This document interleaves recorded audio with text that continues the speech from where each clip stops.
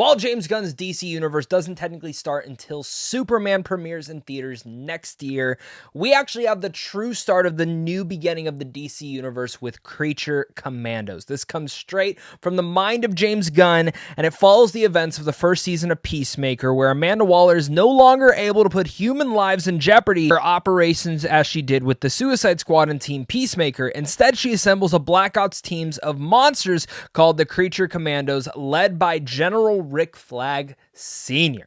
Now, this is going to be my non-spoiler review for the Season 1 of Creature Commandos. You are safe here. I'm going to be as vague as possible. Basically, I will have spoiler short 60-second reviews every time an episode comes out, so do look forward to those on the channel. Make sure to hit that like and subscribe button for more content like that. Just in general, make sure to also leave your thoughts. Are you excited for the series? Are you not? As a preface, this is something that I've been pretty excited for since James Gunn announced like his lineup. And when they said they were kicking it off with Creature Commandos, it interested me because first off, it seemed like a semi-sequel to the Suicide Squad, which in a lot of ways, I will say this feels like a semi-spiritual sequel to that movie, which I absolutely loved, specifically in the way that it talks about certain things that are canon from that movie and other things that are canon in the DC universe. But in general, ever since then, if we're not going to get a sequel to the Suicide Squad, this is going to be the closest thing that we can get to it. I'm all for it. And specifically because this has that R-rated mature flavor that James Gunn brought to the Suicide Squad, he brings to Creature Commandos. And for me, as a kickoff to his version of the DC Universe, it's kind of like more of a punt than an actual kickoff. I think Superman will be that true punch in the gut kickoff. Creature Commandos is an awesome time. One that made me excited for the future of the DC Universe, more excited to see some of these characters return, whether in live action format, as they talked about some of the actors are going to be able to jump from animation to live action. And alongside that, it was really cool to see what's kind of canon in this world, what's not, kind of get a tidbit to that, and also just have a damn good time watching a new series. And for me, this kind of lived up to the premise. I also love the fact that like I didn't really know anything about the comic books when in terms of this. I definitely jumped back in and bought some of them before the release of this just to kind of get a vibe of this. And one of the things that I really love about Creature Commandos and primarily how James Gunn writes it is, yes, it has his humor, it has that gore, it has that nonsensical blood baths that is going to be prevalent throughout this. But each episode actually severely focuses in on one of the creatures in this group, in this squad. And that was not something that I was anticipating, that we were actually going to get backstory on every single one of the monsters. And I think it's one of like the smartest things for them to do, because while I won't say that their background necessarily ties into directly what we are seeing in that episode right then and there, but it might tie into like one thing that they might be feeling here and there. It might tie into one thing that they really severely are needing right then and there. And it really adds this stakes to everything and this emotional connection to the character. Even if it's a robot that hates Nazis and wants to kill them and that's all they're made to do. I love that.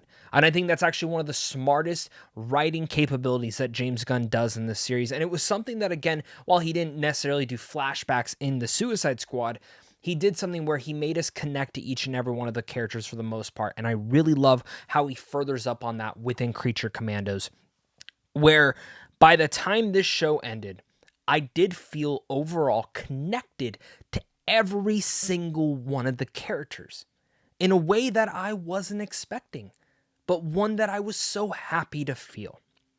And for me, I think, again, if you're just looking at the pure writing capability of that, it's exciting. Alongside that, I actually really like the mission that they're going on.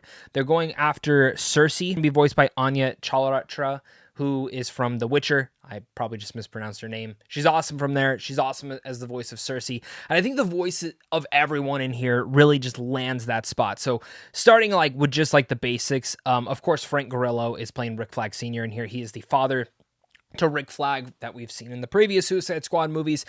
And Frank Grillo is awesome. We obviously know that he's going to be showing up in Superman from set photos, and he's just great. as this role. I'm excited to see him in live action. I think he is a badass as well.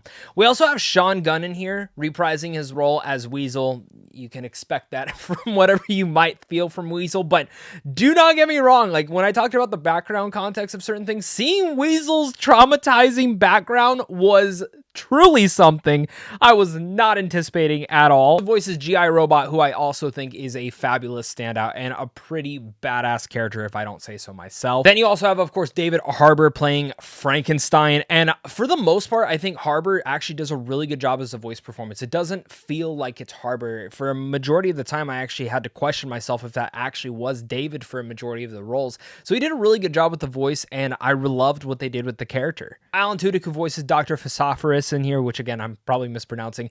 He was like one of the big standouts in here as well. His animation was really cool, which we're going to talk about the animation in a second. But in general, again, his tragic past really hit hard. And of course, we also have Zoe Chow as Nina. Nina is a character that looked intriguing from the commercials and the trailers. And when you actually get to know Nina, you fall deeply in love with her. She is a fantastic character. Viola Davis is great as Amanda Waller, but for me, the big standout and the best character of this entire show is hands down the Bride. It's played by Indira Varma, who I think is always fabulous in everything she shows up in. So it's really great to have her have this vehicle to really outshine and showcase what she can do, as even if it's just a voice performance. I think for me, directly from the start, when you get to know about the Bride, her past, her present, everything that she's kind of feeling, she instantly becomes one of the more relatable characters and one that you instantly want to hop on board. Plus, she is just a massive badass, which goes for like 90% of these characters. They're all badass and have their badass moments to it, because the action in here, I would say from episode 1 to episode 7 just gets better than the last episode. Episode 7, the finale though, it's a little bit slower paced, a little bit more subtle, but that's okay, because I think the episode before that does have the best action set pieces, and it is kind of the best proponent of setting up what the finale is going to be. And for me, that's what I also loved, is that the show never fret. It didn't feel like it always had to have action, or always had to have gross out humor, or always had to have blood and guts. It wasn't afraid to take its time with its character and specifically its world. But when it does have its action, it is brutal, it is gnarly, it is gory as all hell. These monsters showcase why they are monsters, and the way that they take out certain people is just super grotesque, but really awesome. Which I guess then takes me down to the animation, which is something that when I first saw it, kind of made me eye roll a bit. It wasn't too impressive to me from just the trailers, but once you actually get to see it in its full light in actually each episode, it is pretty orgasmic. I guess that's a way. It's really pretty. And it's really impressive what they were able to pull off. It does actually feel like they pulled it straight from the comic books. I know we've heard that prior before into certain other things, but like in terms of like TV and actually like flipping through a comic and imagining it as you're a kid as things are moving, this was very close to accurate. And I hope for anything animated they do in the DC universe, this is the format that they go. They don't just try to do other different things. I know they have that one Red Hood and Nightwing movie that's going to be completely different, and I don't even think it's going to be, I think it's going to be completely separate in Elseworld from my understanding. I could be wrong on that, but I hope for the TV animation stuff, this is the format that they go. Yeah, I mean, with that, I've talked about the characters, I've talked about the animation, I've talked about the amazing action scenes and actually how emotional the story is. The last thing I really want to talk about in terms of my pros is how this kicks off the DC universe. Now, while this is on the smaller side and the smaller scale of the DC universe, it is more just introducing certain things, because chapter 1 of the DC universe is gods and monsters. And what is this? Monsters. It's showcasing the horror side of the DC universe, not directly like Swamp Thing would be, but more showing the Bride, Frankenstein, Weasel, and some of these other creatures that, for me, what the end of this season sets up excites me to see more.